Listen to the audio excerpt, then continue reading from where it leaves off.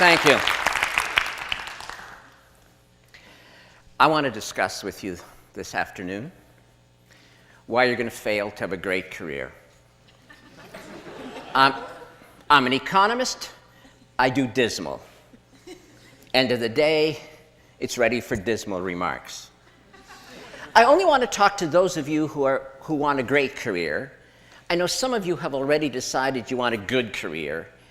You're going to fail too, because, goodness, you're all cheery about failing. Canadian group, undoubtedly. Those trying to have good careers are going to fail because really good jobs are now disappearing. There are great jobs and great careers, and then there are the high workload, high stress, blood-sucking, soul-destroying kinds of jobs, and practically nothing in between. So the people looking for good jobs are going to fail. I want to talk about those looking for great jobs, great careers, and why you're going to fail. First reason is that no matter how many times people tell you, if you want a great career, you have to pursue your passion, you have to pursue your dreams, you have to pursue the greatest fascination in your life. You hear it again and again, and then you decide not to do it. It doesn't matter how many times you download Stephen Jay's Stanford commencement address, you still look at it and decide not to do it. I'm not quite sure why you decide not to do it. You're too lazy to do it, it's too hard, you're afraid if you look for your passion and don't find it, you'll feel like you're an idiot. So then you make excuses about why you're not going to look for your passion. And they are excuses, ladies and gentlemen. We're going to go through a whole long list. Your creativity and thinking of excuses not to do what you really need to do if you want to have a great career. So for example, one of your great excuses is, well, great careers are really and truly, for most people, just a matter of luck. So I'm going to stand around, I'm going to try to be lucky, and if I'm lucky, I'll have a great career. If not, I'll have a good career. But a good career is an impossibility, so that's not going to work. Then your other excuse is, yes, there are special people who pursue their passions, but they are geniuses. They are Stephen Jay. I'm not a genius. When I was 5, I thought I was a genius, but my professors have beaten that idea out of my head long since. And now I know I am completely competent. Now you see, if this was 1950, being completely competent, that would have given you a great career. But guess what? This is almost 2012, and saying to the world, I am totally, completely competent, is damning yourself with the faintest of praise. And then, of course, another excuse. Well, I would do this, but, well, after all, I'm not weird. Everybody knows that people who pursue their passions are somewhat obsessive, a little strange. Okay, you know, a fine line between madness and genius. I'm not weird. I've read Stephen Jay's biography. Oh my goodness, I'm not that person. I am nice. I am normal. I'm a nice, normal person, and nice, normal people don't have passion. But I still want a great career. I'm not prepared to pursue my passion, so I know what I'm going to do, because I have a solution, I have a strategy. It's the one Mommy and Daddy told me about. Mommy and Daddy told me that if I worked hard, I'd have a good career. So if you work hard and have a good career, if you work really, really, really hard, you'll have a great career. Doesn't that, mathematically make sense? Not. But you've managed to talk yourself into that. You know what? Here's a little secret. You want to work really, really, really hard? You know what? You'll succeed. The world will give you the opportunity to work really, really, really, really hard. But are you so sure that that's going to give you a great career when all the evidence is to the contrary? So let's deal with those of you who are trying to find your passion. You actually understand that you really had better do it. Never mind the excuses. You're trying to find your passion, and you're so happy. You found something you're interested in. I have an interest. You tell me. You say, I have an interest. I say, that's wonderful. And what are you trying to tell me? Well, I have an interest. I say, do you have a passion? I have an interest, you say. Your interest is compared to what? Well, I'm interested in this. And what about the rest of humanity's activities? I'm not interested in them. You've looked at them all, have you? No, not exactly. Passion is your greatest love. Passion is the thing that will help you create the highest expression of your talent. Passion, interest, it's not the same thing. Are you really going to go to your sweetie and say, marry me? You are interesting. Won't happen. Won't happen, and you will die alone. What you want is passion. It is beyond interest. You need 20 interests, and then one of them might be grab you, one of them might engage you more than anything else, and then you may have found your greatest love in comparison to all the other things that interest you. And that's what passion is. Now, that friend proposed to his sweetie. He was an economically rational person. He said to his sweetie, let us marry.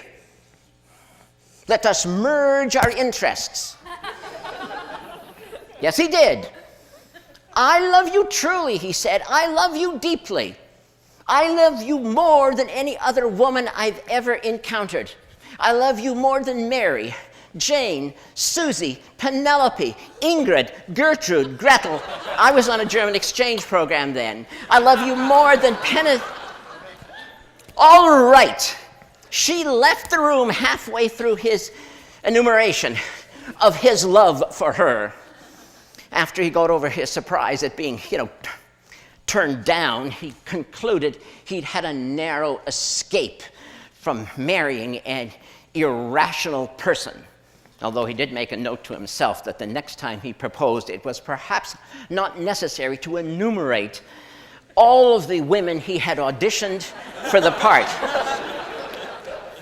But the point stands, you must look for alternatives so that you find your destiny. Or are you afraid of the word destiny? Does the word destiny scare you? That's what we're talking about. And if you don't find the highest expression of your talent, if you settle for interesting, what the hell ever that means, do you know what will happen at the end of your long life? Your friends and family will be gathered in the cemetery, and there, beside your grave site, will be a tombstone, and inscribed on that tombstone, it will say, here lies a distinguished engineer who invented Velcro.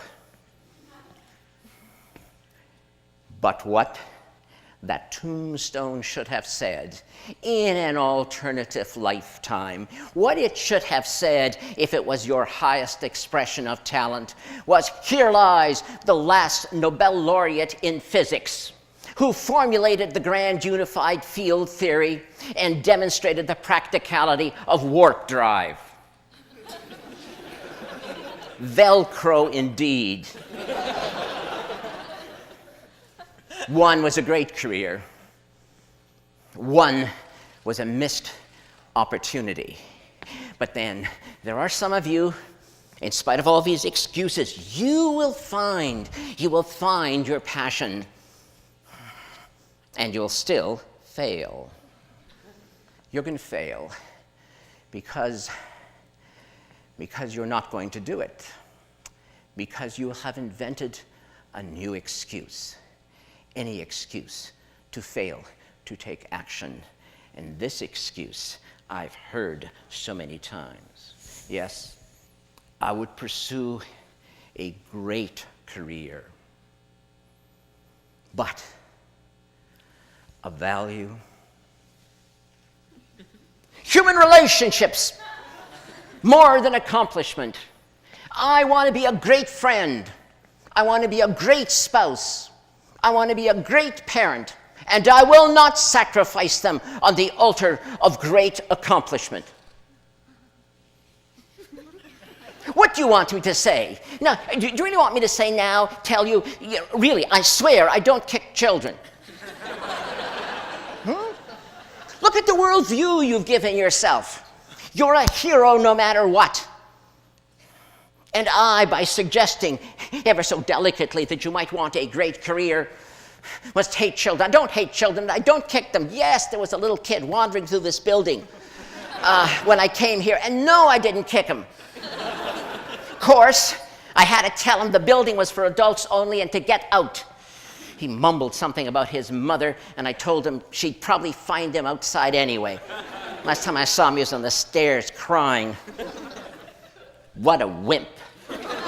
Well, but what do you mean? That's what you expect me to say. Do you really think it's appropriate that you should actually take children and use them as a shield? You know what will happen someday, you ideal parent, you. The kid will come to you someday and say, I know what I want to be. I know what I'm going to do with my life. You were so happy. It's the conversation a parent wants to hear because your kid's good at math and you know you're going to like what comes next. Says your kid, I have decided I want to be a magician. I want to perform magic tricks on the stage. And what do you say? You say, that's risky, kid.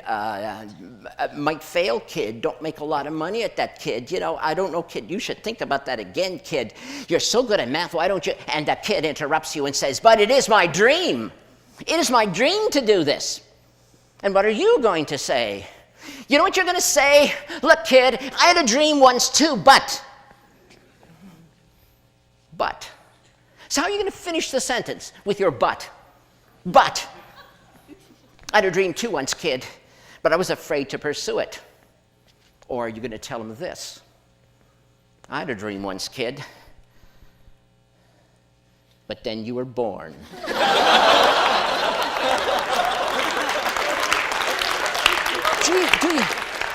Do you really want to use your family? Do you really ever want to look at your spouse and your kid and see your jailers? There was something you could have said to your kid when he or she said, I have a dream. You could have said, looked the kid in the face and said, go for it, kid. Just like I did. But you won't be able to say that because you didn't. So you can't.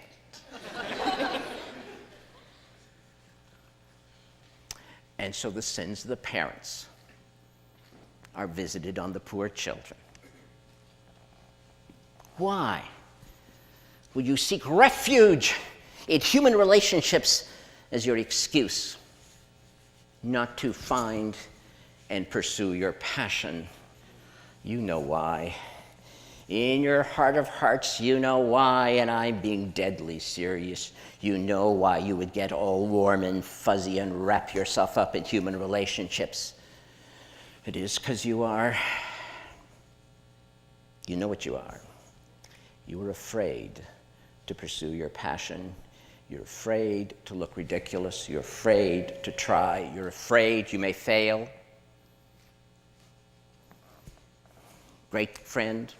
Great spouse, great parent, great career. Is that not a package? Is that not who you are? How can you be one without the other? But you are afraid. And that's why you are not going to have a great career. Unless that most evocative of all English words, unless.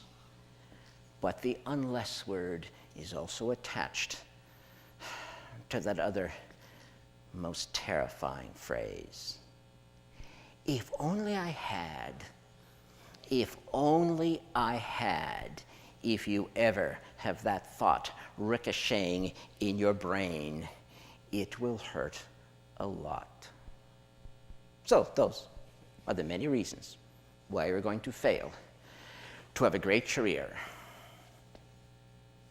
Unless.